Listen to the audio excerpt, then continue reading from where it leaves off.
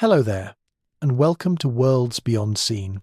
I'm glad you found your way here tonight, to this quiet corner where curiosity meets the deep mysteries of our ancient past. Before we begin our journey into the depths, quite literally, I'd love to know where in the world you're listening from. Perhaps you're settling in for the evening, the world outside your window growing still and dark. Maybe you found this while searching for something to accompany you through the quiet hours. Or perhaps you're simply curious about the secrets buried beneath our feet. Either way, you're exactly where you need to be. Before we descend into the earth together, I have a small request. If you enjoy these explorations into history's forgotten corners, I invite you to like this video and subscribe to the channel. It helps more curious minds find their way here, and it tells me that these journeys into the unknown matter to you. Your support means everything. Truly. Now, settle in, get comfortable, let the world above fade for a while, because tonight we're going underground, not just a few feet, but deep, impossibly deep, into cities carved from solid rock by hands that lived thousands of years ago, cities that could house 20,000 people, cities with schools and churches, wine presses and stables, ventilation systems and rolling stone doors that could seal entire communities away from whatever lurked above. The question we're asking tonight isn't simply who built these places, or even how. The question that should send a chill down your spine, that should make you pause and wonder about everything you thought you knew about human history, is this: why? Why would anyone undertake the enormous, back-breaking labor of carving entire cities into the earth? What were they running from? What did they know that we've forgotten? The discovery. When a wall crumbled, the year was 1963. The place was a small town in central Turkey called Derinkuyu, a name that translates simply to deep well. A man whose name has been lost to history, an anonymous renovator in the grand story of human discovery, was doing what countless homeowners have done throughout time. He was improving his house. Perhaps he wanted more space. Perhaps he was tired of looking at that old wall in his basement. Whatever the reason, he picked up a sledgehammer and swung. The wall crumbled. Behind it wasn't another room, or pipes, or the soil and bedrock you'd expect. Behind it was darkness, a tunnel. And that tunnel led to another tunnel, and another, and another, spiraling down into the earth like the chambers of some impossibly vast Nautilus shell. What this man had discovered, quite by accident, was one of the most remarkable archaeological sites on Earth. Not a tomb, not a temple, but an entire underground city, one that stretched down 18 stories into the volcanic rock beneath his feet. A city that could have housed as many as 20,000 people, complete with everything they would need not just to survive, but to live, fully and completely, beneath the surface of the world. Imagine that moment. Imagine standing at the threshold of your basement, sledgehammer in hand, dust settling in the air, and realizing that beneath your feet, beneath the streets and houses of your entire town, there's another world entirely. A world that's been sitting there, silent and dark, for thousands of years, waiting to be found. The discovery sent ripples through the archaeological community. Teams began excavating, carefully, reverently, peeling back layers of time and stone. What they found defied easy explanation. This wasn't a simple cave system. This wasn't a rough shelter carved hastily in a moment of desperation. This was architecture. This was engineering. This was planning on a scale that suggested not panic, but purpose. The city of Derinkuyu, as it came to be studied, revealed itself in layers. The first level, closest to the surface, housed livestock. The practical logic is clear. Animals are messy, they smell, and they need ventilation. Keep them near the surface where air can circulate, but move deeper and you find living quarters, bedrooms, kitchens, storage rooms, filled with massive clay jars that once held grain, oil, wine. Move deeper still, and you find schools, churches, a cruciform chapel carved on the 7th level, its cross shape unmistakable even in the dark. The design was ingenious. Air shafts, some plunging down 55 meters, ensured that even the deepest levels received fresh air. Water wells, drilled straight down through the rock, provided drinking water for the entire population. And perhaps most remarkably, the city could be sealed from the inside. Massive circular stones, some weighing half a ton, could be rolled across the entrances to each level. These weren't doors you could force open from the outside.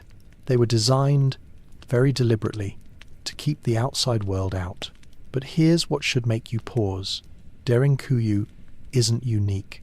As archaeologists began to search the region, they found more and more and more.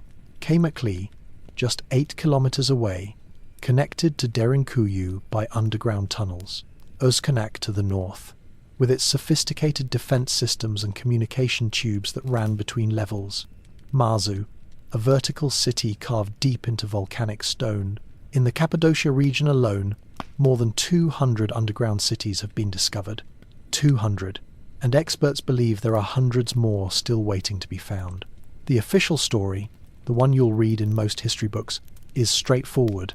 These cities were built by early Christians fleeing persecution, expanded during the Arab-Byzantine Wars, and used sporadically throughout history whenever invasion threatened. It's a neat explanation. Logical, grounded in documented history. But it doesn't quite fit. You see, while it's true that Christians used these cities, while it's true that Byzantines expanded them, while it's true that various groups sought refuge in them throughout recorded history, none of those groups built them. The earliest carbon dating, the architectural analysis, the sheer scale of the undertaking, all point to something older, much older. Some researchers suggest the Phrygians began the excavations in the 8th or 7th century BC. Others point to the Hittites, pushing the date back to around 2000 BC or earlier. But even those dates might not tell the whole story, because if you really look, if you set aside preconceptions and let the evidence speak, you start to see hints of something that shouldn't be there. Hints of knowledge, of planning, of purpose that doesn't quite match the timeline we've been given. Xenophon, the Greek historian, mentioned these underground cities around 370 BC. He described them as already ancient, already in use by the people of the region, already old enough that no one quite remembered who had first carved them. That suggests an origin stretching back not centuries, but millennia. And here's where our story really begins.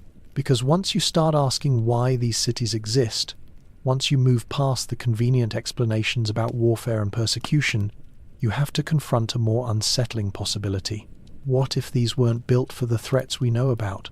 What if they were built for something else entirely? Something catastrophic enough that entire civilizations felt compelled to burrow into the earth like frightened animals. What if, buried in the design and distribution of these underground cities, there's evidence of an ancient disaster, a cataclysm so profound that it shaped the course of human civilization and then was forgotten, lost to the deep currents of time? That's the question we're going to explore tonight. Not with certainty, because the past doesn't offer us that luxury, but with curiosity, with open minds, and with a willingness to sit with possibilities that conventional history hasn't quite made room for. Beneath, Cappadocia, the underground world. To understand what we're dealing with, we need to go deeper, literally. Let's descend into these cities, level by level, and see what they reveal about the people who built them. Cappadocia is a strange and beautiful region in central Turkey, carved by millions of years of volcanic activity. The landscape looks like something from another planet. Tall cones of rock called fairy chimneys rise from the earth, wind sculpted into shapes that seem too deliberate to be natural. These formations are made of tuff, a soft volcanic rock created from compressed ash. It's this rock, so easy to carve yet so structurally sound once hollowed out, that made Cappadocia ideal for underground construction. But calling it easy to carve is relative. Try to imagine the labor involved.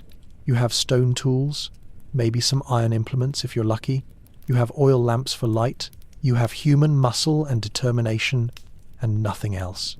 And you're going to carve out a space large enough for 20,000 people to live in comfort, with all the infrastructure they'll need to survive indefinitely. The engineering required is staggering. Let's start with ventilation. Air is life. Without a constant flow of fresh air, sealed underground chambers become tombs in hours. The builders of Derinkuyu solved this problem with a system of vertical shafts that ran from the surface down to the lowest levels. 52 of these shafts have been identified so far, some plunging 85 meters straight down. But these weren't just simple holes in the rock. They were carefully angled to create natural circulation. Warm, stale air rises, drawing fresh air down from the surface. The shafts connected at various points, allowing air to flow between levels. In some places, the builders even created crude filters using layers of cloth and sand to keep dust and smoke from contaminating the lower levels. Think about what that means. Whoever designed this system understood fluid dynamics. They understood pressure differentials. They understood that a city of 20,000 people would need a constant, reliable supply of oxygen, and they engineered a solution that worked without pumps, without electricity, without any of the technology we consider essential. Water was the next challenge. An underground city without water is a tomb waiting to happen. The solution at Derinkuyu was brilliantly simple. They drilled wells straight down through the rock until they hit the water table. The main well goes down 55 meters, and it's wide enough that a person could climb down if necessary. Smaller wells on different levels provided backup supplies. But here's the clever part. The water flow was controlled from the bottom up. The lowest levels could cut off water to the upper levels. This wasn't just about rationing. This was defense. If invaders made it into the upper levels, the people below could deny them water, forcing them to retreat or die of thirst. It's the thinking of people who understood siege warfare, who had experience with enemies so determined that they'd fight their way through solid rock to reach you. The living spaces themselves tell us even more. Each level had a specific purpose, organized with the kind of careful planning you'd expect from a city planner, not refugees fleeing in panic. The first levels, livestock, with waste channels carved to drain away into designated collection areas. The middle levels, residential quarters, each family with their own space, carved from the rock with sleeping alcoves, storage niches, even small holes that might have held oil lamps. There were communal areas too, large rooms where people could gather, likely for meals or meetings, kitchens equipped with stone ovens, blackened by centuries of use, wine presses, the stone basins worn smooth by countless grapes crushed for fermentation, oil presses for making lamp fuel, storage rooms with massive clay jars still in place, some standing as tall as a person. The deepest levels held something different, chapels and meeting spaces. The cruciform chapel on the 7th level is particularly striking. It's not crude or rushed. The cross shape is perfect, the proportions carefully considered. The walls were once covered in frescoes, most now faded but a few still showing traces of pigment. This was a sacred space, built with reverence and care. But perhaps the most telling features are the doors. At strategic points throughout the city, massive circular stones, carved to fit precisely into doorways, could be rolled into place. These stones are works of art in themselves, perfectly round, perfectly balanced, with small holes cut through the center. The purpose of those holes? Communication, or perhaps more grimly, to allow spears to be thrust through at anyone trying to force their way in. Each stone could only be moved from the inside. Once in place, they were effectively immovable from the outside. You couldn't smash them, you couldn't pry them loose, you couldn't dig around them because they fit so snugly into carved channels. The city could be sealed level by level, creating multiple barriers between the outside world and the people sheltering within. Walk through these tunnels today as a tourist, and you can't help but feel the weight of all that stone above you. The passages are narrow, deliberately so. They force you to walk single file, hunched over in many places. If you were an enemy trying to fight your way through, you'd be at a terrible disadvantage. No room to swing a weapon effectively, no way to bring overwhelming numbers to bear, just a slow, grinding advance through tunnels designed to kill you. But it's not just Derinkuyu. Cataclysms, just 8 kilometers away, is nearly as large. Some estimates suggest it could house 15,000 people. The two cities are connected by tunnels, 8 to 9 kilometers of underground passages that allowed communication and movement between them. Imagine that. Imagine a network of underground cities, all linked, all capable of supporting thousands of people, stretching across an entire region. Özkonak, discovered in 1972, has its own unique features. Communication tubes run between levels, small shafts that allowed messages to be passed up and down without people having to traverse the tunnels. Defense holes in the ceilings of passages where defenders could pour boiling oil or water onto attackers. Secret escape tunnels that emerge far from the main entrances, allowing people to flee if the city was overrun. Mazar is different again. It's vertical rather than sprawling. A deep shaft with levels radiating off it like the chambers of a heart. The narrowness and steepness make it defensible in ways the larger cities aren't, but it also suggests a different purpose. Perhaps a refuge for a smaller community, or a garrison meant to hold out against siege. And on the list goes. Over 200 confirmed underground cities in Cappadocia alone, with new ones being discovered regularly. In 2014, road construction near Nevşehir uncovered what might be the largest yet, potentially able to house 60,000 people. 60,000. An entire underground metropolis, still largely unexcavated, waiting beneath a modern city. The scale of this network defies easy explanation. This wasn't a handful of desperate people digging a hide hole. This was infrastructure. This was planning that must have taken generations to complete. And the question that hovers over all of it, that won't be silenced no matter how many conventional explanations we offer, is simply why? Why go to such extraordinary lengths? Yes, the region had its share of invaders. Yes, Christians faced persecution. Yes, the Byzantine period was marked by conflict. But none of that explains the scale, the sophistication, the clear evidence of ancient origins long before any of those historical events. Unless there was something else. Unless the cities weren't built for the enemies history remembers, but for a threat history has forgotten. A threat so terrible that carving cities into solid rock seemed like the only rational response. Engineering marvel. How they built it. Let's pause for a moment and really consider the engineering challenge these builders faced. Because once you understand the sheer difficulty of what they accomplished, once you grasp the knowledge and planning required, the conventional explanations start to feel inadequate. First, the rock itself. Tough, or volcanic ash compressed into stone, is soft enough to carve with iron tools. But soft is relative. Try spending a day carving through it with hand tools, and you'll quickly appreciate just how much work was involved. Every cubic meter of space had to be chipped out by hand, one strike at a time, the debris hauled to the surface through narrow passages. Current estimates suggest that excavating Derinkuyu alone would have required removing approximately 1 million cubic meters of rock. 1 million.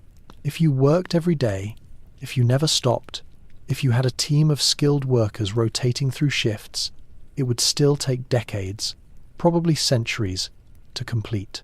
And that's just the excavation. That doesn't account for the careful shaping of walls, the creation of ventilation shafts, the drilling of wells, the carving of storage niches and sleeping alcoves. The workers had to be skilled. This wasn't rough mining, where you're just trying to create open space. Every cut had to be precise. The walls had to be smooth enough to prevent injury, angled to prevent collapse.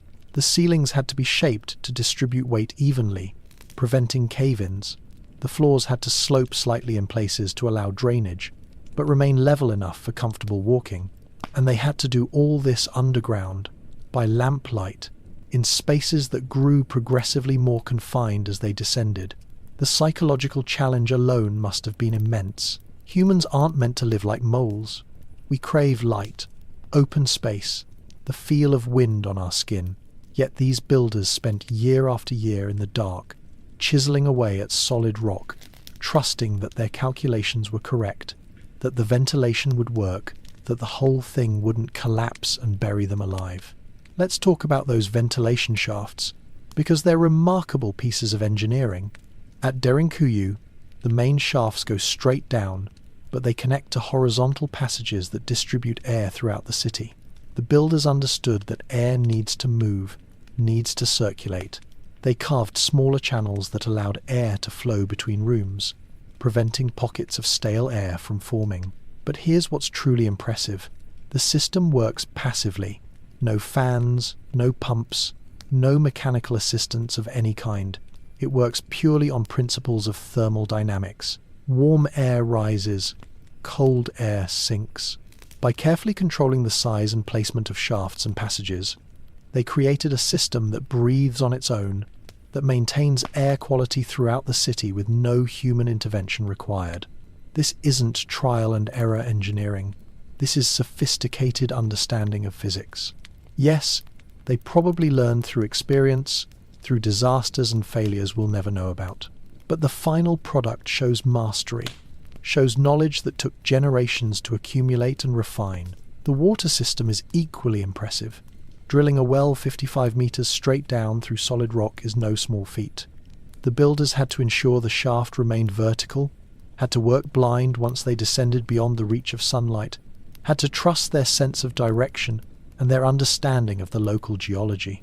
And they had to do this multiple times, creating a redundant water supply that could keep the city hydrated even if some wells failed. The storage rooms reveal another level of planning. Food storage underground requires specific conditions.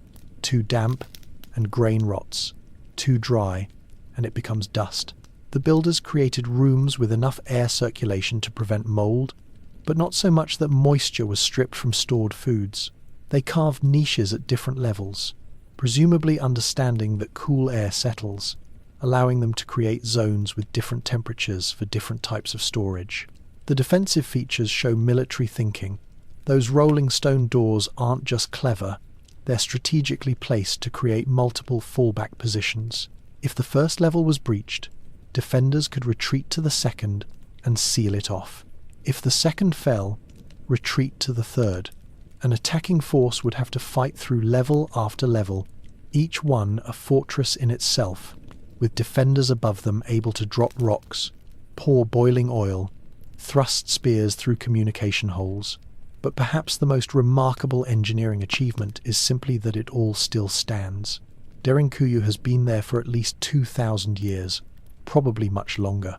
It has survived earthquakes, the natural settling of rock, the weight of modern buildings constructed above it. The Romans didn't build structures that lasted this well. The Byzantines certainly didn't. Yet here's this underground city, carved by people we can barely remember, still solid, still functional, still capable of supporting its own weight after millennia.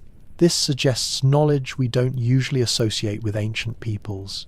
Understanding of stress loads, of compression strength, of how rock behaves under pressure. The builders knew where to place support pillars, how thick to make walls, which sections of ceiling needed extra reinforcement. They knew because they understood the material they were working with at a deep, intuitive level. And they must have had leadership, organization, planning at a scale that implies civilization, not survival. Someone designed these cities. Someone coordinated the labor. Someone decided how large each level should be, where the wells should go, how the tunnels should connect. Someone had a vision of the whole thing before the first stone was cut. This is what makes the conventional explanation so unsatisfying. Yes, people throughout history have sought shelter underground. Yes, desperate times call for desperate measures, but this isn't desperation. This is deliberation.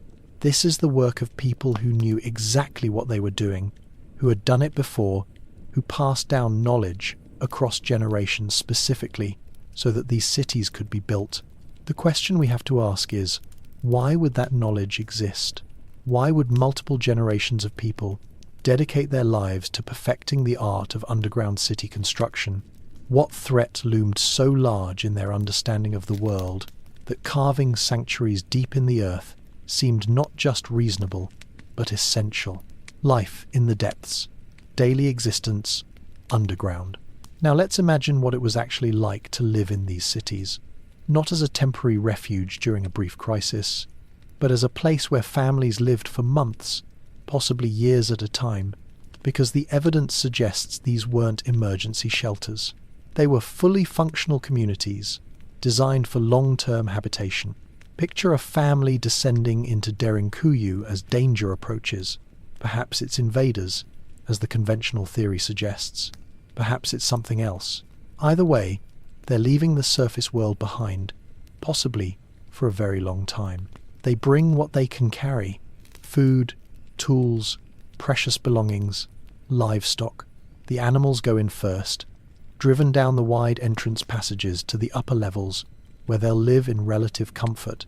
The family's quarters are deeper down, carved from the rock with just enough space for sleeping, storage, and minimal privacy. The walls are bare stone, slightly rough but smooth enough that you won't scrape yourself if you brush against them. The ceiling is low, maybe 2 meters at most. Tall people have to hunch slightly. There's a small alcove carved into one wall for sleeping, padded with whatever fabric or furs the family brought with them. Storage niches hold their supplies: grain, dried meat, oil for lamps, spare clothing. Light comes from oil lamps, their flickering illumination barely pushing back the darkness. The flames consume oxygen, so lamp use has to be carefully monitored. Too many lamps, and the air grows thin. The ventilation system works, but it can only do so much. People learn to judge air quality by instinct, by the way flame behaves, by how easily they breathe. The temperature is constant, neither hot nor cold, hovering around 15 degrees Celsius year-round. It's the Earth's own temperature, unaffected by seasons on the surface.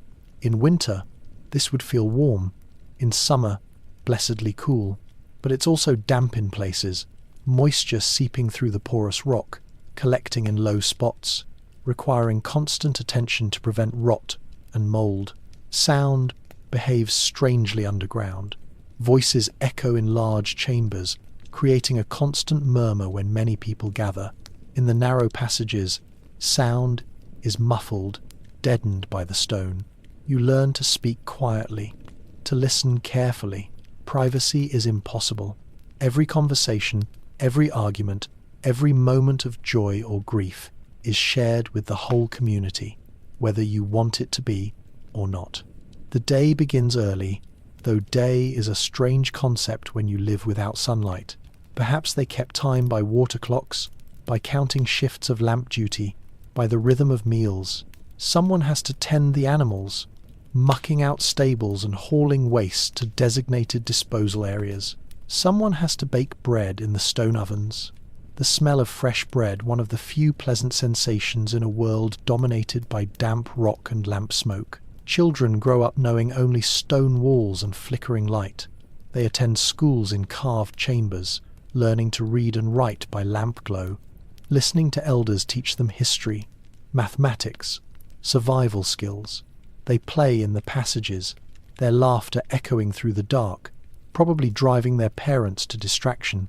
But their games have a practical purpose too, learning the layout of the city, memorizing escape routes, understanding how to move quickly through the narrow spaces if danger comes.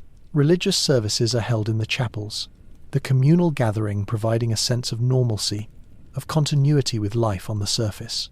The priests or community leaders stand beneath carved crosses, their voices rising in prayer or song, the acoustics of the stone chambers lending unexpected beauty to the hymns. These moments must have been precious, brief respites from the grinding routine of underground existence. Food preparation is a constant task. With thousands of people to feed, the kitchens never stop. Massive communal ovens bake bread in batches, stone grinders crush grain, oil presses extract fuel for lamps and oil for cooking. Wine presses crush grapes during harvest season, the juice flowing into storage jars to ferment in the cool darkness. Everything is done by hand, by human muscle, in spaces barely large enough for the work. Water has to be drawn from wells and distributed throughout the city. This is heavy work, exhausting work. Teams organize to haul water up from the deep wells, passing it level by level until it reaches the storage cisterns on each floor. Rationing is strict. Water for drinking is separated from water for cooking. both kept separate from water for washing and livestock. Every drop is precious. Waste disposal is perhaps the most challenging aspect of underground living. Human and animal waste has to go somewhere. The builders created disposal chutes and channels, often leading to deep sumps that could be emptied periodically. But with thousands of people and hundreds of animals, keeping the city sanitary would require constant vigilance, strict rules, communal cooperation. Disease must have been a constant worry. And yet, for all its challenges, evidence suggests people didn't just survive in these cities, they lived. Archaeological finds include toys, decorative pottery, jewelry. These aren't the possessions of people in desperate survival mode. These are the belongings of communities maintaining their culture, their sense of beauty and joy, even in the depths of the earth. Imagine the psychological toll, though. Humans aren't meant to live like this. We're creatures of light and space, of horizons and sky, weeks underground, maybe months, maybe longer. No sun on your face, no wind in your hair, no natural night and day, just the constant artificial twilight of lamplight and darkness, the weight of all that stone above you, pressing down, a physical presence you can feel even if you can't see it. Some people would break, would crack under the pressure, the confinement. There must have been systems in place to deal with that, to support people struggling with the psychological burden. Community bonds would be essential, neighbours looking out for neighbours, families supporting each other, shared purpose, keeping people focused on survival rather than despair. And always, in the back of everyone's mind, a question: how long do we have to stay down here? When will it be safe to return to the surface? What will we find when we finally emerge? The decision to seal the city would be momentous. Those massive rolling stones, once put in place, aren't easily moved. Sealing the first level means committing to staying underground, means accepting that whatever threat drove you down is serious enough, immediate enough, that you're willing to cut yourself off entirely from the surface world. It's a decision you don't make lightly, but they made it. Again and again throughout history, communities descended into these cities and sealed themselves away, sometimes for weeks, sometimes for months, once, perhaps, for much longer than that. The global pattern: underground cities, worldwide. Here's where our story expands, where the focus shifts from one remarkable site to a global pattern, because Cappadocia isn't alone, not even close. Underground cities, extensive tunnel systems, subterranean complexes built with similar engineering sophistication exist all over the world. And once you start connecting the dots, once you plot them on a map and note their dates, a disturbing pattern emerges. Let's travel west to Europe. In southern France, hundreds of kilometers of underground tunnels called souterrains honeycomb the countryside. Some date back to the Neolithic period, carved into chalk and soft limestone. They're smaller than the Turkish cities, true, but they share similar features: narrow passages forcing single-file movement, storage chambers, ventilation systems, defensive design. Cross to Scotland, and you find more souterrains. The Picts built them, or perhaps inherited them from earlier peoples. The passages are low, claustrophobic, often leading to circular chambers that served unclear purposes. Local legends speak of them as hiding places during Viking raids, but the design suggests they might be much older, their true purpose lost to time. Ireland has its own network, scattered across the countryside. Some are simple storage facilities, or so archaeologists claim. Others are elaborate, multi-chambered complexes with corbelled roofs and drainage systems that shouldn't exist in structures supposedly built by primitive farmers. The most extensive, like the Dunmore cave system, show signs of ancient habitation: soot-blackened ceilings from countless fires, worn passages from thousands of footsteps. Jump to the Mediterranean. Beneath Rome, catacombs stretch for hundreds of kilometers. Yes, these were burial sites, but not just burial sites. Lower levels, older levels, show evidence of habitation. Carved chambers with benches, niches that once held lamps, channels for water, The official story says early Christians hid here during persecution, but persecution lasted decades, not centuries. These tunnels took centuries to carve. Why build such an extensive network if you only need temporary hiding places? Malta has the Hypogeum, an underground complex carved from solid limestone, somewhere around 3,600 BC. That's older than the pyramids. It's not a simple cave system. It's 3 levels of carefully shaped chambers with columns, decorative patterns, and acoustic properties that suggest sophisticated understanding of sound. The main chamber resonates at specific frequencies, creating haunting echoes that early inhabitants must have used for ritual or communication. In Italy, the Etruscans carved the V cave, deep canyon-like pathways cut into tough stone. They're not quite underground, but they're close, with walls rising 10, sometimes 20 meters on either side, blocking out the sky. Their purpose remains hotly debated. Roads, defensive corridors, ceremonial pathways. All we know is that creating them required enormous effort, generations of work, for reasons that aren't entirely clear. Shift to Asia. In China, the Longyu Caves present an archaeological mystery that has scientists genuinely baffled. 24 massive man-made caverns carved from solid siltstone, discovered in 1992. Each cavern is massive, with ceilings soaring over 30 meters high, covering more than 2,000 square meters of floor space. The precision of the carving is remarkable. Straight walls, symmetrical pillars, uniform angles. The estimated volume of stone removed is 36,000 cubic meters. Here's what makes them mysterious. There's no record of them. None. No historical documents mention their construction. No local legends explain them. It's as if they were built, used, and then deliberately forgotten. Carbon dating hasn't been particularly helpful because there's almost no organic material in the caves. They're just there, anonymous and ancient. India adds its own chapter to this global underground story. The Ellora Caves complex includes the Kailasa temple, carved from a single piece of rock.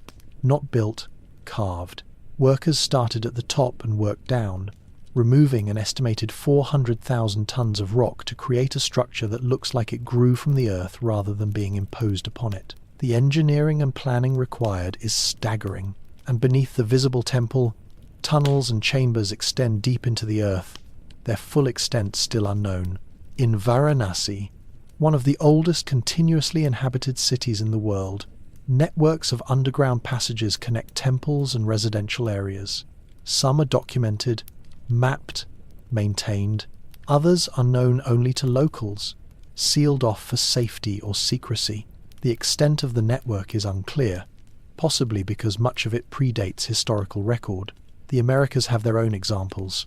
In the southwestern United States, ancestral Puebloan people carved cliff dwellings that, while not entirely underground, show similar characteristics: defensible positions, communal living spaces, careful water management. Some cliff dwellings include kivas, ceremonial chambers that are partially or fully underground, with specific acoustic and lighting properties. In Peru, the Chavin culture built underground tunnels beneath their temples. The Inca later expanded networks of underground passages, some connecting distant sites through mountain tunnels that shouldn't exist given the technology supposedly available to them.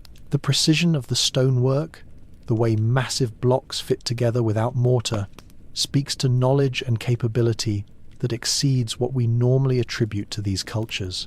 Even in Central America, beneath the Maya pyramids, excavations regularly reveal earlier structures, chambers, tunnels.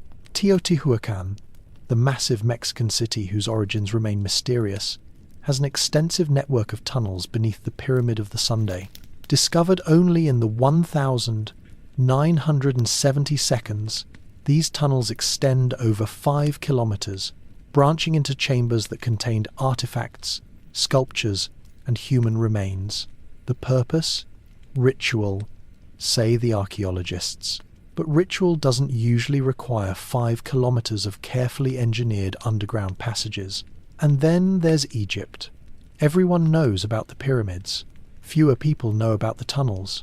Beneath the Giza Plateau, ground-penetrating radar has revealed extensive tunnel systems, many still unexplored. Official excavations are limited, often frustratingly so, but what has been found suggests water channels, passages connecting different structures, chambers whose purpose remains unclear. Herodotus wrote about a massive underground labyrinth containing 3,000 rooms, a structure that has never been found. Was he describing something that no longer exists, or something we simply haven't located yet? Plot all these sites on a map, note their dates, note their sophistication, and you start to see something that should make you pause. This isn't a case of isolated cultures independently deciding to dig underground.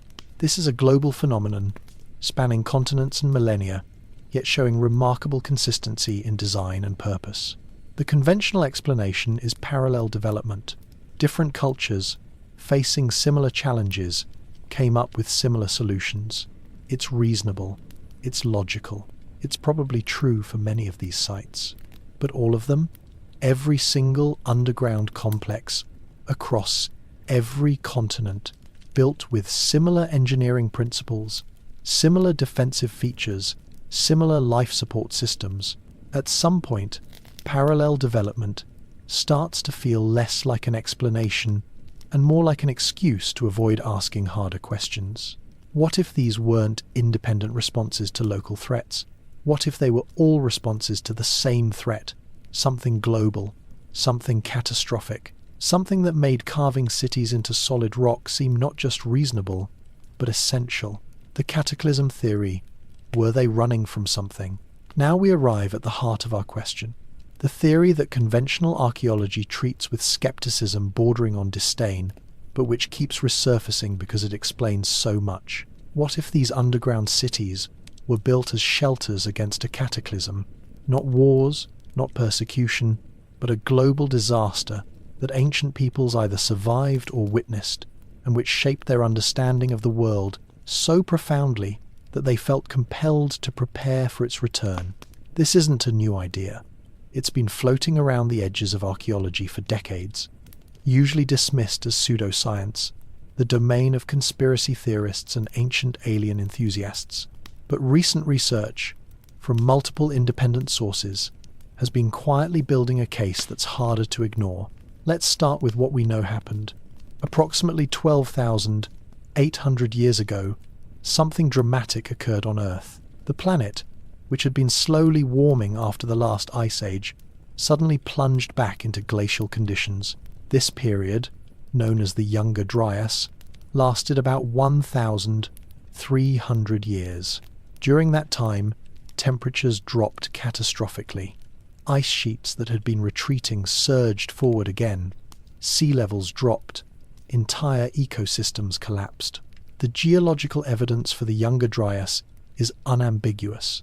Ice cores from Greenland and Antarctica show a sharp, sudden cooling. Sediment layers from this period contain unusual markers, nanodiamonds, iridium, platinum, in concentrations that shouldn't naturally occur. These are impact signatures, the calling cards of extraterrestrial objects hitting Earth. The Younger Dryas impact hypothesis suggests that a comet, probably fragmented into multiple pieces, struck the planet around 12,800 years ago. The impacts triggered massive fires, threw dust and debris into the atmosphere, and initiated a rapid cooling period that lasted over a millennium. This isn't fringe science anymore. Multiple research teams have independently confirmed the presence of impact markers at the Younger Dryas boundary layer across multiple continents. But here's where it gets interesting for our story. The Younger Dryas roughly coincides with dramatic changes in human culture and behavior. In the Fertile Crescent, hunter-gatherer societies suddenly began settling down, building permanent structures, developing agriculture. Why? The conventional explanation is that it was a natural cultural evolution, but what if it was necessity? What if the cataclysm destroyed the nomadic lifestyle, forced survivors to adapt or die? And what if, in the aftermath of that disaster, people didn't just develop agriculture and settle into towns? What if they also developed a deep, instinctive fear of the sky, of the thing that had fallen from above and destroyed their world. What if they started building shelters, not just above ground, but below it, where the next impact couldn't reach them? Look at the timing. The Younger Dryas ended around 11,600 years ago. Göbekli Tepe, often called the world's first temple, dates to roughly the same period. It's a massive megalithic complex in southeastern Turkey, not far from Cappadocia, built by people who supposedly were still hunter-gatherers, yet somehow had the organization and knowledge to erect massive stone pillars and carve intricate symbols. One pillar in particular, Pillar 43, known as the Vulture Stone, has generated intense debate. Researchers Martin Sweatman and Dimitrios Tsikritsis analyzed the symbols carved on this pillar using archaeoastronomy. They concluded that the animals depicted aren't just animals, they represent constellations, and the overall pattern, they argue, depicts the night sky at a very specific date, roughly 10,950 BC, give or take 250 years. That's right in the window for the Younger Dryas impact. Sweatman and Tsikritsis suggest that Göbekli Tepe was built, at least in part, to commemorate the disaster. The symbols are a warning, a record, a way of saying, this happened, this destroyed our world, remember it so you can prepare if it happens again. The theory is controversial. Many archaeologists reject it, pointing out problems with the interpretation, questioning whether ancient people used the same constellations we do, arguing that the researchers cherry-picked evidence to fit their conclusion. But whether or not you accept the specific interpretation of Pillar 43, the broader point remains. Something profound happened in the Near East around the end of the Younger Dryas. Massive construction projects began, societies reorganized, and in the case of Cappadocia, people started, or perhaps continued, carving underground cities. Recent excavations in the region have revealed structures that predate the traditionally accepted timeline. Bonkuklu Tala, a site near Mardin in eastern Turkey, contains buildings that sound remarkably like underground shelters. Large subterranean chambers, capable of holding significant populations, burn layers in the Younger Dryas strata, evidence of sudden abandonment or disruption right at the transition between the Younger Dryas and the Holocene. The pattern repeats across the region. Sites show signs of major upheaval during the Younger Dryas period, followed by rapid cultural development in the immediate aftermath. It's as if surviving the disaster catalyzed a transformation in human society, forced innovation, drove technological and organizational advancement. Now, let's bring this back to the underground cities. If you've just survived a global catastrophe, if you've watched the sky rain fire, if you've endured over 1,000 years of brutal cold and darkness, what do? You adapt, you learn, and critically, you prepare for it to happen again. Building underground makes perfect sense in this context. Surface structures can burn, can be destroyed by impacts, or the storms and climate chaos that would follow. But underground, protected by meters of solid rock, insulated from temperature extremes, sheltered from the sky itself, that's survival. That's the kind of thinking that emerges from trauma, from witnessing the unthinkable and deciding it won't destroy you twice. The sophistication of the underground cities starts to make more sense too. These weren't built quickly, in response to immediate danger. They were built methodically, over generations, by people who understood that the threat might not return in their lifetime, but probably would eventually. The knowledge was maintained, passed down, refined. This is how you survive when the sky falls. This is how you live when the world ends. Evidence for this theory isn't limited to the Near East. Similar timing and similar responses appear globally. In North America, the Clovis culture, which dominated the continent, suddenly vanished at the Younger Dryas boundary. Their characteristic spear points, found throughout the continent, simply stop appearing in the archaeological record. Something killed them, or forced them to abandon their culture so completely that it might as well have been extinction. Megafauna died off in massive numbers. Mammoths, saber-toothed cats, giant ground sloths, dozens of other large species, all gone within a geological eye blink. The usual explanation is climate change or human hunting, but the timing is suspicious. Why did so many species, across multiple continents, all disappear at once? And then there are the flood myths. More than 500 cultures around the world preserve stories of a great deluge, a world-destroying flood that wiped out previous civilizations. The details vary, but the core narrative is consistent. The world was destroyed by water. A few survivors escaped. They rebuilt. These stories are usually dismissed as mythology, metaphor, moral teaching. But what if they're memory? Oral history passed down through generations, growing embellished and mythologized with each retelling, but rooted in actual events. If the Younger Dryas impacts triggered massive melt of ice sheets, if the sudden cooling then caused glacial surges and ice dam failures, you'd get catastrophic flooding, global flooding, the kind that drowns coastlines, destroys settlements, kills millions. Survivors would remember. They'd tell their children, who'd tell their children, and eventually the memory would crystallize into myth. But the core truth would remain. The world flooded. We barely survived. We must remember so we can prepare. Here's the truly unsettling possibility. What if the underground cities weren't just built after the Younger Dryas impact? What if some of them existed before? What if the cataclysm wasn't the beginning of this story, but the middle? What if there was a civilization, or multiple civilizations, sophisticated enough to recognize cosmic threats, to study the skies, to understand that large impacts could happen and would happen again?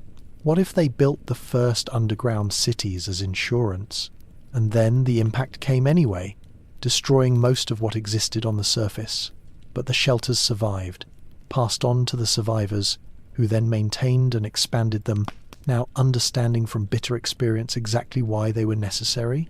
This is speculative, yes. It ventures into territory that mainstream archaeology isn't comfortable with, but it would explain a lot. It would explain the sophistication of the engineering. It would explain the global distribution. It would explain why these cities seem older than they should be, why the techniques used to build them appear to predate the cultures that supposedly built them. And it would explain the persistent, nagging sense that these places aren't just shelters from human enemies. They're shelters from something else, something that comes from above, something that ancient peoples feared enough to burrow deep into the earth and wait for it to pass. The Younger Dryas connection. Let's examine the Younger Dryas impact hypothesis in more detail, because it's central to understanding why underground cities might have been built as cataclysm shelters. This isn't comfortable territory for mainstream science, but the evidence has been mounting steadily for nearly 2 decades. The hypothesis was first proposed in 2007 by a team of researchers led by Richard Firestone. They suggested that around 12,900 years ago, a comet broke up in the inner solar system and multiple fragments hit Earth. The impacts occurred primarily over North America, but debris and effects were global. The idea was immediately controversial. Catastrophism, the notion that sudden dramatic events shape Earth's history, had been out of favor for a century. The prevailing paradigm was uniformitarianism, slow, gradual change over long periods, suggesting that a cosmic impact had recently, in geological terms, reshaped human civilization was tantamount to scientific heresy. But the evidence refused to go away. In fact, it multiplied. Independent research teams, some skeptical of the impact hypothesis, began finding the same markers at the Younger Dryas boundary. Nanodiamonds, which only form under the extreme pressure and temperature of impacts or explosions. Magnetic spherules containing iridium and platinum, elements rare in Earth's crust but common in asteroids and comets. Carbon spherules showing evidence of extreme heating. Melt glass, formed when rock is flash heated beyond its melting point. These markers appear across North America, Europe, and Asia, not isolated finds, but a distinct layer that can be traced continent to continent. The black mat, as it's called, a dark layer of sediment that marks the beginning of the Younger Dryas, contains impact signatures wherever it's been properly analysed. In Greenland, ice cores reveal a spike in platinum at precisely the Younger Dryas boundary. Platinum is incredibly rare in terrestrial samples, but abundant in extraterrestrial objects. Finding a sharp spike at exactly the moment of dramatic climate change isn't coincidence. It's a smoking gun. Recent research has added even more supporting evidence. In 2018, researchers discovered a massive impact crater beneath the Hiawatha Glacier in Greenland. The crater is 31 kilometers in diameter, consistent with an object roughly 1.5 kilometers wide. Dating is difficult because the crater is under ice, but initial estimates place it right in the Younger Dryas window. A second crater, beneath the same ice sheet, was announced in 2019. Same age range, two major impacts in the same region, within centuries of each other. That's consistent with a fragmented comet, multiple pieces hitting over a short period. The effects of such impacts would be catastrophic. The explosions themselves would release energy equivalent to millions of nuclear weapons. The fireballs would ignite forests across entire continents. The debris thrown into the atmosphere would block sunlight, triggering rapid cooling. Shockwaves would generate tsunamis, massive walls of water that would inundate coastlines globally. And perhaps most terrifying, if impacts occurred over ice sheets, they would create instant melt. Billions of tons of ice turned to water in seconds. That water has to go somewhere. It flows into the ocean, disrupting currents, particularly the Atlantic meridional overturning circulation, the current system that distributes heat across the northern hemisphere. Disrupting that system would trigger exactly what we see in the geological record: rapid, severe cooling in the northern hemisphere, ice sheets surging forward, ecosystems collapsing, a mini ice age lasting over a millennium. Now, imagine you're a human living through this. You don't understand the science. You don't know about comets or impact physics or ocean currents, but you see the sky catch fire. You see your world burning. You see the waters rise and wash away everything. You endure cold like nothing your people have ever experienced. Cold that lasts not just through one winter, but through your entire lifetime, and your children's lifetimes, and your grandchildren's lifetimes. How do you respond? If you survive, if you're one of the lucky few who makes it through, what do you tell your descendants? You tell them to prepare. You tell them to build shelters, and not just any shelters, shelters that can protect against the sky itself falling, against fires and floods and cold beyond imagining. You teach them to watch the heavens, to track the movements of objects in the sky. You memorialize the disaster in your monuments, in your art, in your stories. You make sure they remember, because forgetting means dying the next time it happens. This is where Göbekli Tepe fits in. Built right after the Younger Dryas ended, when memories of the catastrophe would still be fresh. Massive stone pillars carved with animals that might represent constellations, might be warnings, might be records. A site that appears to have been deliberately buried around 10,800 years ago, preserved for future generations. And it's where the underground cities fit in. Not built during the Younger Dryas, you don't have time or resources to carve cities from stone when you're fighting for survival. But built after, when people had recovered enough to think about the future, to plan for the next disaster. Dr. Robert Schoch, a geologist who has studied this extensively, proposes what he calls a solar-induced dark age, or SEDAR. His research suggests the Younger Dryas might have been caused or intensified by a massive solar storm, a coronal mass ejection far more powerful than anything recorded in modern times. Such an event would scorch the planet, destroy surface civilizations, force survivors underground. Schoch points to the underground complexes of Cappadocia as evidence. He notes that many show signs of being designed as shelters from aerial phenomena, with thick stone roofs, limited entrances, defensive structures that make sense if you're protecting against something from above rather than conventional ground-based threats. He also points to the curious fact that many ancient structures, including Göbekli Tepe and the Easter island Moai, were deliberately buried, not destroyed, not abandoned buried, carefully covered with earth and stone, as if being preserved, or perhaps hidden, protected from something that might damage them if left exposed. The theory draws on discoveries from ice core research. In 2019, scientists studying Greenland ice found evidence of a massive solar storm around 660 BC, more powerful than the famous Carrington event of 1859. If storms of that magnitude happen, if they've happened multiple times in human history, what would the effects be? Electrical systems would be destroyed, but ancient peoples didn't have electrical systems. The real danger would be radiation and the secondary effects on climate. A powerful enough storm could strip away portions of Earth's protective magnetic field, allowing deadly radiation to reach the surface. It could also trigger rapid climate shifts, especially if it interacted with volcanic activity or ocean currents. People affected by such a storm would see it. The auroras would extend to tropical latitudes. The sky would light up with colours and patterns unlike anything normally seen.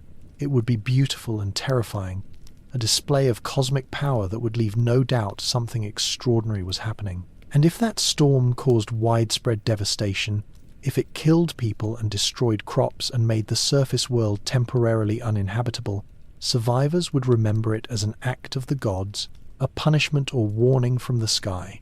They'd memorialize it in their myths, in their art, in the warning they pass down. Watch the sky, because death comes from above. The underground cities would be a rational response. Can't stop solar storms, can't prevent comet impacts, but you can hide. You can burrow deep enough that rock shields you from radiation.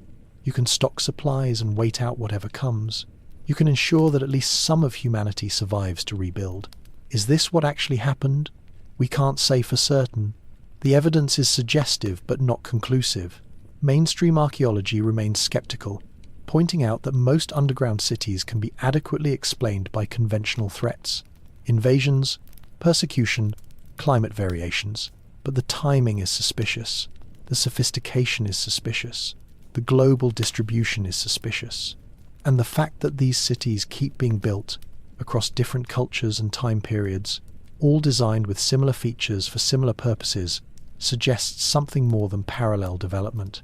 It suggests shared knowledge, shared memory, shared fear of something that happened before and might happen again. Ancient warnings, evidence in stone. If ancient peoples were indeed memorializing catastrophic events and warning future generations, where would we find the evidence? In stone, in art, in the permanent records that might survive when everything else is lost. And when we look, when we really look, we find symbols and structures that don't quite fit the neat narratives we've constructed about ancient history. Let's start with Göbekli Tepe, because it's central to this discussion, and because the more we study it, the stranger it becomes. The site consists of multiple circular enclosures, each with massive T-shaped pillars arranged in rings. The pillars are carved from limestone, some weighing 15 tons or more. They're covered with relief carvings, animals, geometric patterns, and abstract symbols whose meaning we can only guess at. The official dating places the oldest enclosures around 9,600 BC, making them roughly 11,600 years old. That's older than Stonehenge by 6,000 years, older than the pyramids by 7,000 years. Built by people who, according to traditional archaeology, were still hunter-gatherers without permanent settlements or complex social organization. Yet here's this massive construction project, requiring hundreds of workers to quarry stone, transport it, carve it, erect it. The planning and coordination required suggests organization that shouldn't exist yet, according to our timeline of human development. Pillar 43, the vulture stone, has received the most attention from researchers trying to connect Göbekli Tepe to the Younger Dryas event. The carvings show what appears to be a bird with outstretched wings, possibly a vulture or eagle. Below it, a scorpion. To the side, other animals in various positions.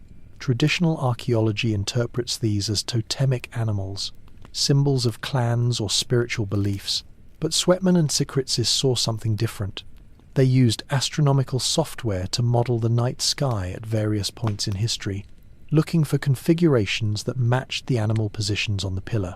They found 3 possibilities, but only one aligned with other evidence from the site, around 10,950 BC.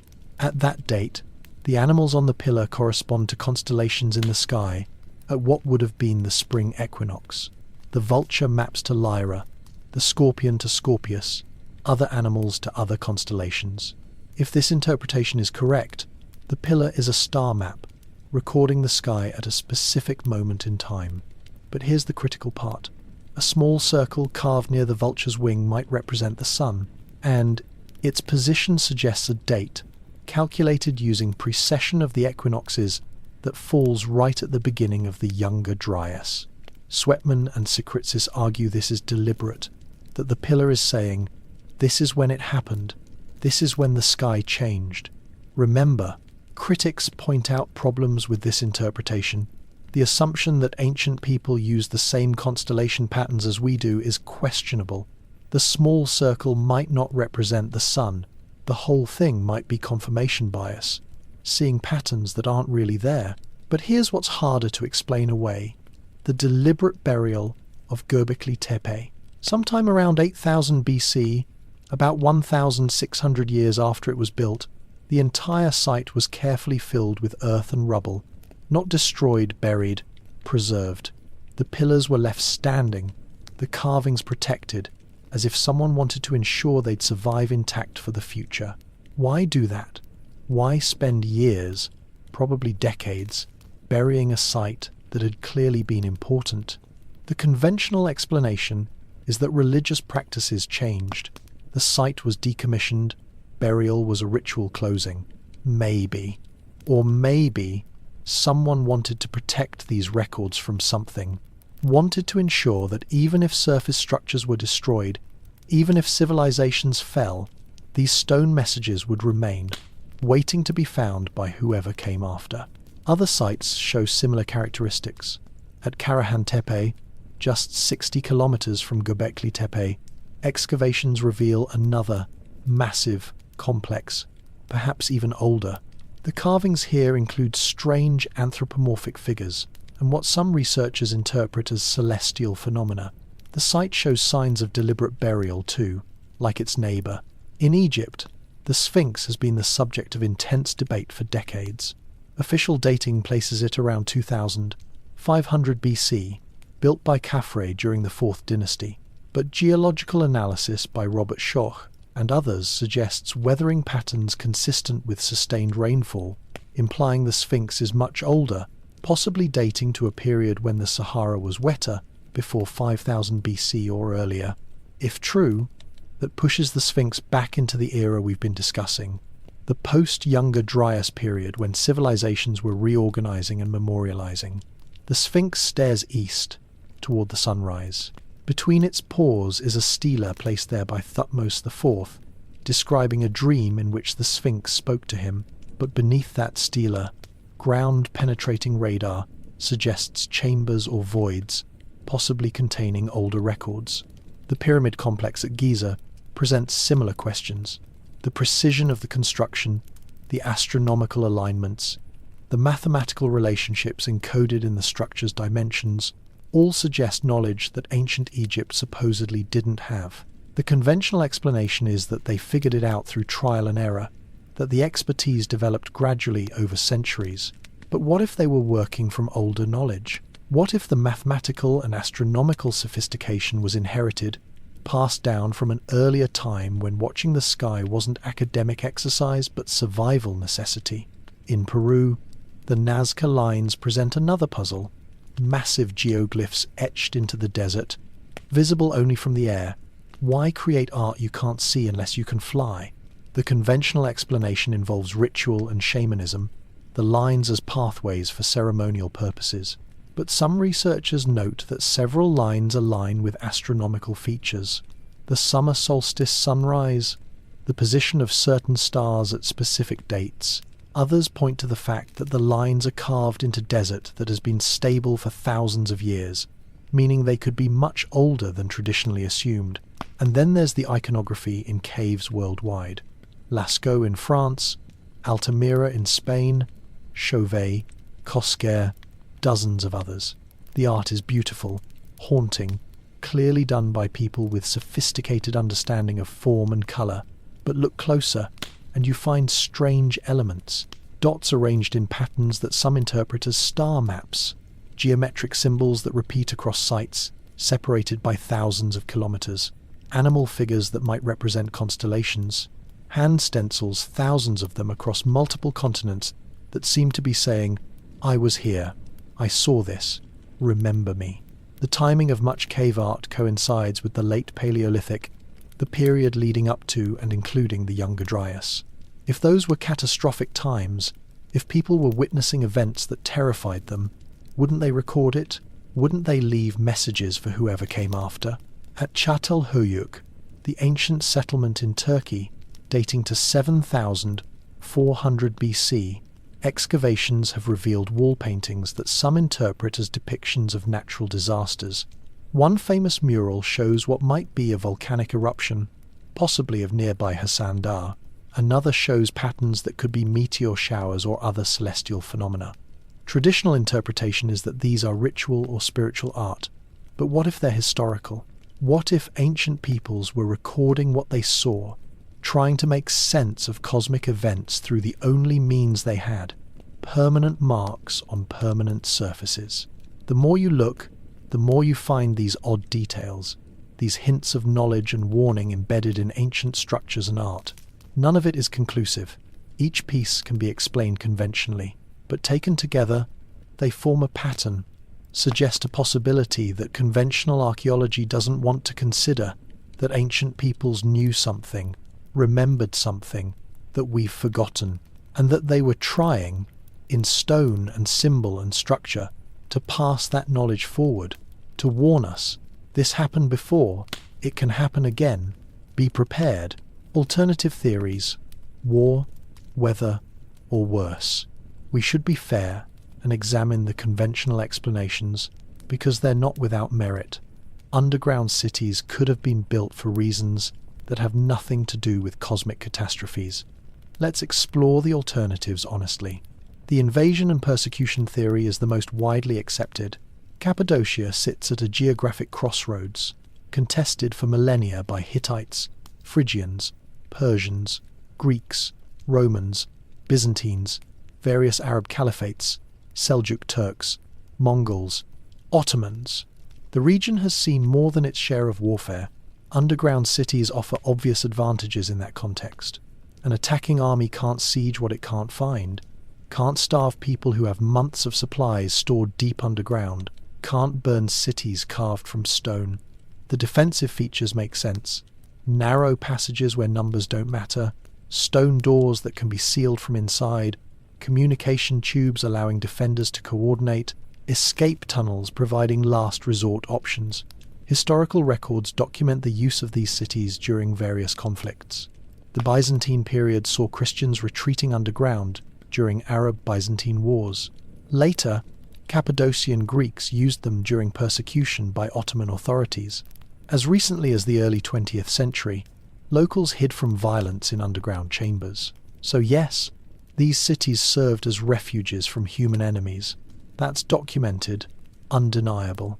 But it doesn't explain everything. It doesn't explain why they were built in the first place, why they're so extensive, why they show signs of construction long before the threats they supposedly protected against. The climate refuge theory suggests underground habitation was response to extreme weather. Cappadocia experiences brutal winters and scorching summers. Underground, temperature remains constant year-round, a comfortable 15 degrees Celsius. Shelter from storms, from heat waves, from the worst of nature's variations. This theory has merit too. Many cultures build underground for climate control. In Tunisia, Matmata has underground dwellings, carved from sandstone, still inhabited today. In Coober Pedy, Australia, people live underground to escape extreme heat. It's practical, proven, sensible, But Derinkuyu wasn't just climate-controlled living space. It was a fortress. The defense features far exceed what you'd need for weather protection, and the depth, going 18 stories down, creates its own challenges. Hauling everything down that deep, managing air and water, dealing with the psychological stress of prolonged underground existence. These aren't problems you accept unless surface living is genuinely dangerous, not just uncomfortable. The religious persecution theory focuses on early Christianity. As the religion spread, adherents faced periodic persecution from Roman authorities and later from Islamic rulers. Underground spaces provided hidden worship sites, protected communities from religious violence. This explains the chapels, the Christian symbolism, the documented use by Christian populations. But again, it doesn't explain the origins. The cities predate Christianity by centuries, if not millennia. The design sophistication suggests planning across generations, institutional knowledge, organized construction projects. Religious groups fleeing persecution don't usually have those resources. Some researchers propose the cities were originally built for entirely mundane reasons: food storage, industrial production, water management, and only later adapted for defense and habitation. The storage rooms, wine presses, oil processing areas support this idea. Maybe. But converting a food storage facility into an underground city capable of supporting 20,000 people requires massive modification. Where's the evidence of that transition? Where are the intermediate stages showing gradual expansion from simple storage to complex urban environment? The truth is probably some combination of these factors. Cities built for one purpose get adapted and expanded for new purposes over time. That's how human infrastructure works. But none of these conventional explanations fully account for the scale, the sophistication, the global distribution of similar structures. And none of them explain the timing. Why did underground city construction surge in the post-Younger Dryas period? Why do we see similar architectural responses across cultures that had no contact with each other? There's another theory, darker and more controversial, that underground cities were built to protect against atmospheric or environmental threats that we don't fully understand. Not cosmic impacts, not solar storms, but something else. Some researchers point to evidence of ancient nuclear warfare, the fused desert glass found in various locations, the high radiation readings in some ancient sites, passages in texts, like the Mahabharata, describing weapons that sound unnervingly like nuclear devices. The theory suggests advanced ancient civilizations destroyed themselves in warfare, and survivors built underground to escape lingering radiation. This ventures into territory most archaeologists won't touch.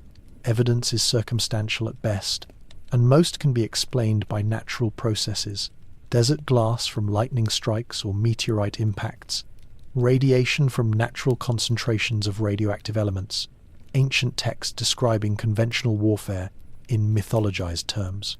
But it raises a valid question. Are we being too conservative in our interpretations? Are we so committed to the narrative of steady human progress, from primitive to advanced, that we dismiss evidence suggesting more complex histories? The academic establishment has reasons for skepticism. Extraordinary claims require extraordinary evidence. The history of archaeology is littered with wild theories that collapsed under scrutiny. Atlantis, ancient astronauts, lost super-civilizations. These capture public imagination, but rarely survive rigorous analysis. Yet that same establishment has been forced to revise its timeline repeatedly as new discoveries accumulate. Göbekli Tepe alone pushed back the origin of monumental architecture by 6,000 years. Each decade brings discoveries that challenge accepted wisdom, force reconsideration of what ancient peoples were capable of. The underground cities fall into this uncertain territory. Conventional explanations are plausible but incomplete. Alternative theories are intriguing but speculative. We're left with a mystery that refuses to resolve neatly into either category. Perhaps that's where we should stay, in the uncertainty, holding multiple possibilities in mind simultaneously until evidence tips the balance one way or another. That's not comfortable.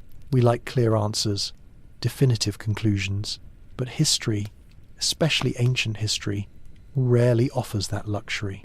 What we can say with confidence is that these cities exist, that they represent remarkable engineering, that they were used by various cultures across thousands of years, and that they still hold secrets we haven't uncovered. Beyond that, honest analysis requires admitting the limits of our knowledge. Modern discoveries and new questions. The story of underground cities isn't finished.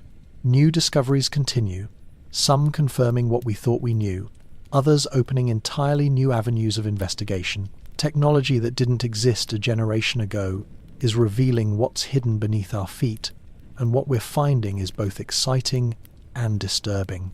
In 2014, during construction work in Nevşehir, Turkey, workers uncovered what appears to be the largest underground city yet discovered. Initial surveys suggest it covers approximately 450,000 square meters and could extend down to at least 90 meters. Estimates, still preliminary, suggest it might have housed 60 to 70,000 people. 60,000. Let that sink in. An underground city larger than any surface city of its time, carved entirely from volcanic rock, hidden beneath a modern urban centre. How much else is down there, undiscovered, waiting? The Nevşehir site is still being excavated. Most of it remains unexplored, the passages unmapped, the chambers uncounted. What little has been studied shows the same sophisticated engineering as Derinkuyu: ventilation systems, water management, defensive features, but it also shows unique characteristics, including what appear to be massive communal spaces, far larger than anything found in other underground cities. Why? What were they for? We don't know yet. The answers will take years, probably decades, to uncover. Ground-penetrating radar is revealing more sites across Cappadocia: subtle surface depressions, anomalies in ground composition, unusual patterns of vegetation growth all can indicate voids beneath the surface. Systematic surveying has identified over 200 underground complexes, many not yet excavated. Each discovery adds data, but also complexity. The cities aren't identical. Different designs, different construction techniques, suggesting different builders or different purposes. Some are clearly connected by tunnels, forming networks. Others stand alone. Some show continuous habitation across centuries. Others appear to have been built, used briefly, and abandoned. What's the pattern? What's the logic? We're still trying to figure it out. Technology is helping in unexpected ways. Muon tomography, the same technique that revealed hidden chambers in the Great Pyramid, is being applied to known underground sites. Muons are subatomic particles created when cosmic rays hit Earth's atmosphere. They pass through rock easily, but their paths change depending on density. By placing detectors underground and tracking muons, researchers can map voids and chambers without digging. Early results from muon studies of Derinkuyu show what experienced guides already suspected. There's more down there than official maps indicate. Side passages sealed with rockfall, chambers filled with debris, entire sections that were never properly surveyed when the site was first opened to tourists. How much of the city is actually accessible? Current estimates suggest less than half. The rest remains as it was left, thousands of years ago, hidden beneath rock and rubble and time. LiDAR scanning, which uses laser pulses to create detailed 3D maps, is revolutionizing survey work. In Turkey, archaeologists are using aerial LiDAR to scan known sites and search for new ones. The technology can see through vegetation, detect subtle topographic variations, identify human-made structures even when buried or overgrown. Preliminary results are startling. The number of potential sites keeps growing. Some show surface features depressed areas, unusual stonework suggesting they might be partially collapsed underground structures. Others show no surface evidence at all, just subtle anomalies in ground composition that might indicate voids below. Each potential site requires investigation, and there are only so many archaeologists, so much funding, so many years in a career. We're facing a situation where discoveries are outpacing our ability to study them properly. For every question we answer, 3 more emerge. International cooperation is expanding the search globally. Researchers in China are systematically studying the Longyu caves, trying to determine when they were built, by whom, and why. In India, ground-penetrating radar is mapping the extent of underground networks beneath major historical sites. In Europe, archaeologists are reassessing sites previously dismissed as simple cellars or wine storage, wondering if they might be part of more extensive complexes. And as data accumulates, patterns are emerging. The timing of construction across different sites shows curious clusters. Certain periods see bursts of underground building activity across multiple regions, followed by centuries of relative inactivity. These clusters sometimes align with documented catastrophes, major volcanic eruptions, seismic events, climate shifts, but not always. What triggered the building surges? We don't know. What ended them? Equally unclear. The data raises more questions than it answers, which is frustrating but also exciting. It means we're still in the discovery phase, still uncovering the basics of a phenomenon we don't fully understand. Some of the most interesting work is happening in database construction. Researchers are creating comprehensive databases of underground structures, documenting location, size, design features, dating evidence, associated artifacts. The goal is to enable statistical analysis, to look for correlations that individual case studies might miss. Early patterns from these databases are intriguing. Certain design features cluster geographically, suggesting knowledge transmission along ancient trade routes. Other features appear independently in widely separated regions, suggesting parallel development or shared older traditions. Some underground cities show evidence of multiple construction phases separated by centuries, implying periodic reactivation in response to recurring threats.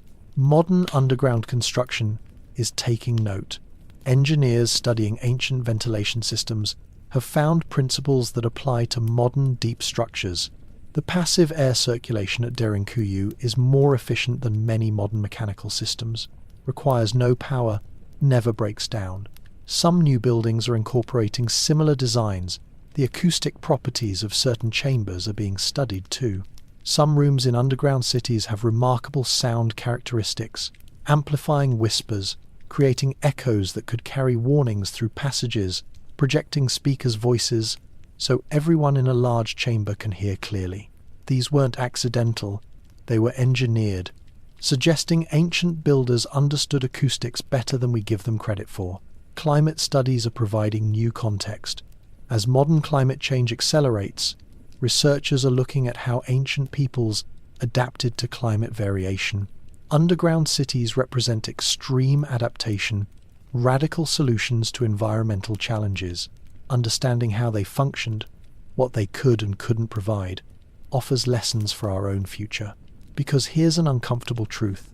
As global temperatures rise, as weather becomes more extreme, as surface conditions potentially become less hospitable, underground habitation might become attractive again, not as emergency shelters, but as primary living space.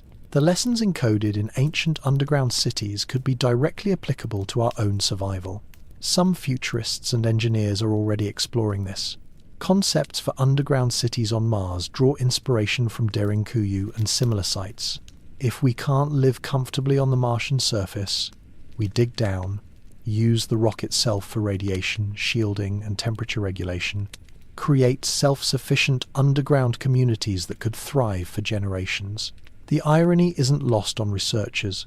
We might be rediscovering, out of necessity, solutions our ancestors already figured out. The past, it seems, has much to teach the future, what they knew that we've forgotten.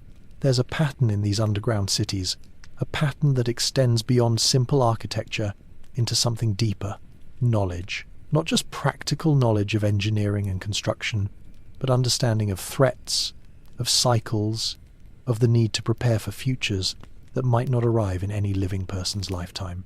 That kind of long-term thinking is rare. Modern civilization struggles to plan beyond quarterly earnings reports, election cycles, individual career spans. We talk about sustainability and long-term thinking, but our actions often don't match our rhetoric. Yet here are structures built across generations, maintained across centuries, designed for purposes that might not be needed for hundreds of years. What motivated that? What drove people to undertake projects they'd never see completed, to pass down knowledge and responsibility to children and grandchildren, to maintain systems whose full purpose might not be apparent until catastrophe struck? The underground cities suggest ancient peoples understood something we've forgotten, that civilization is fragile, that comfort is temporary, that the next disaster is always waiting. They didn't have the luxury of assuming tomorrow would be like today. Experience taught them otherwise. Consider what it takes to maintain these cities. Even when not in active use, they require upkeep. Ventilation shafts can become blocked with debris. Water channels need cleaning. Passages can collapse if structural weakness isn't addressed. Wells need maintenance to prevent contamination. This means institutional memory, organizations dedicated to preservation, transfer of knowledge across generations. It means communities that valued these sites enough to invest resources in maintaining them even during peaceful, prosperous times when underground shelter seemed unnecessary. That's remarkable. It's counter to human nature in many ways. We're creatures of the immediate, focused on present needs and dangers. Planning for abstract future threats requires discipline, foresight, cultural continuity that transcends individual lifespans. Ancient peoples apparently had that. They understood, probably from bitter experience, that catastrophe could come at any time. They prepared accordingly, not just by building shelters, but by creating cultures that valued preparation, that saw long-term survival as worth immediate sacrifice. The knowledge encoded in these structures goes beyond engineering. It encompasses social organization, resource management, psychology of enclosed spaces, navigation in darkness, countless small details that add up to the difference between surviving underground and dying there. How do you prevent panic when thousands of people are sealed in stone chambers? How do you maintain order, distribute resources fairly, keep everyone focused on survival rather than succumbing to claustrophobia and despair?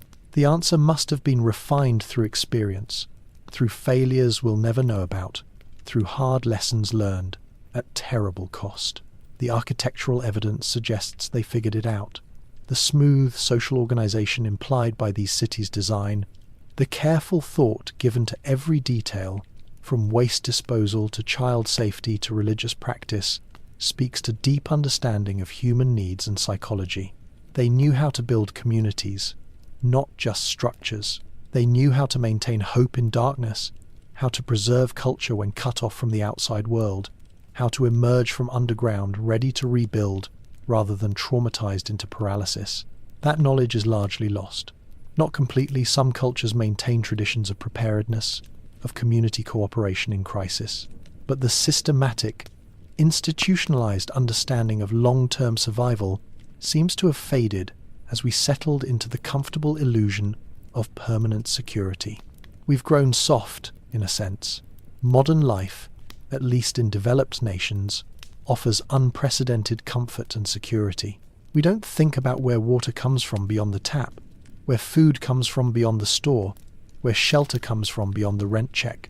We've externalized our survival, made it dependent on complex systems we don't understand and can't control. Ancient peoples couldn't do that. Survival was personal, immediate, requiring constant attention and effort. They couldn't take water for granted, or food, or shelter from the elements. Everything had to be secured through their own labor and planning. That made them, in some ways, more capable than us, more self-sufficient, more aware of threats, more prepared to respond when disaster struck. The underground cities are monuments to that capability, to that awareness. They're saying, we knew things could go wrong, catastrophically wrong, so we prepared. We built these shelters, maintained this knowledge, passed down these warnings, because we'd seen what could happen when you weren't ready. Modern rediscovery of these cities should humble us, should make us reconsider our assumptions about ancient peoples, about their capabilities and knowledge, should make us wonder what else they knew that we've forgotten. Because they survived, they adapted to changes we can barely imagine. They maintained culture and knowledge through periods of upheaval that would have destroyed lesser civilizations. And they left these structures, these messages in stone, waiting for us to find and hopefully understand. Maybe the real message of the underground cities isn't about any specific threat, cosmic impacts, solar storms, warfare, whatever. Maybe the message is simpler and more profound. Be prepared, because nothing lasts forever, and the only certainty is change. The world above might end, but if you've built deep enough, if you've planned well enough, something can survive. Something can carry forward. That's the knowledge worth preserving. Not just how to build underground cities, but why. Not just the technical details of ventilation and water management, but the wisdom that recognizes the need for such preparations in the first place. Closing reflections. And so we come to the end of our journey, though in many ways, it's just beginning. We've descended into the earth, walked through passages carved by hands thousands of years ago, stood in chambers that once held entire communities. We've examined theories, weighed evidence, sat with questions that don't have easy answers. What have we learned? Perhaps most importantly, that the past is not as simple as we'd like to believe. Human history is not a straight line, from primitive to advanced, from ignorant to enlightened. It's messy, complex, full of knowledge gained and lost, civilizations rising and falling, capabilities that appear and then mysteriously vanish. The underground cities stand as testament to that complexity. They're remarkable achievements by any standard, built with knowledge and skill that challenges our assumptions about ancient peoples.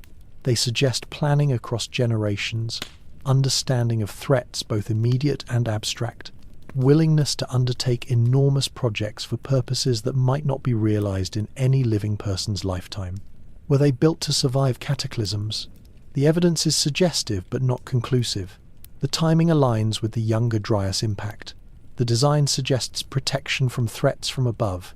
The global distribution hints at shared knowledge or shared experience. But conventional explanations, warfare, persecution, climate adaptation, also have merit. Perhaps the answer is all of the above. Perhaps these cities served multiple purposes across their long histories, built initially for reasons we can only guess at, adapted and expanded as needs changed, used by different cultures for different threats across thousands of years. Or perhaps, and this is the possibility that should make us think, they were built with knowledge we don't have, in response to threats we've forgotten, by people who understood something about the world that our comfortable modern existence has let us forget. That safety is temporary, that civilization is fragile, that the only way to ensure survival is to prepare for worst-case scenarios, even when they seem impossibly remote. The underground cities are still there, still waiting. Most remain unexplored, their passages unsealed, their secrets intact. Each excavation reveals new details, raises new questions. The story isn't finished because we're still writing it, still trying to understand what our ancestors were trying to tell us. Maybe we should be building our own underground cities, not as tourist attractions or archaeological sites, but as functioning shelters against whatever threats the future might bring. Climate chaos, cosmic impacts, technological disaster. The specifics matter less than the principle. Be prepared. Have backup plans. Don't assume the surface world will always be safe. Or maybe the real lesson is simpler. Remember the past. Honor those who came before. Recognize that they weren't primitive versions of us, but people fully as capable, fully as intelligent, dealing with challenges we can barely imagine. They survived. They built these remarkable structures. They passed down knowledge across generations, even when that knowledge seemed irrelevant, even when the threats they prepared for never materialized in their lifetimes.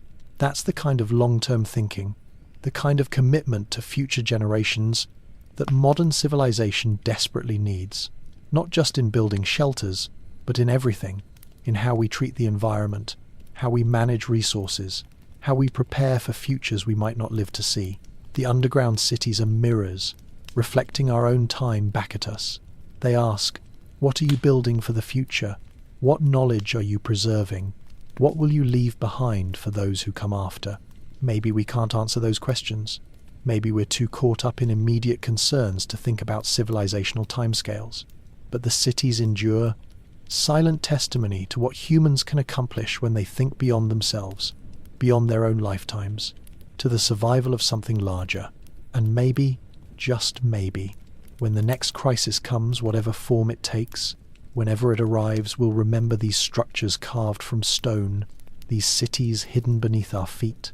We'll remember that our ancestors faced their own apocalypses and survived by preparing, by building, by refusing to accept that disaster meant the end. The underground cities aren't monuments to fear.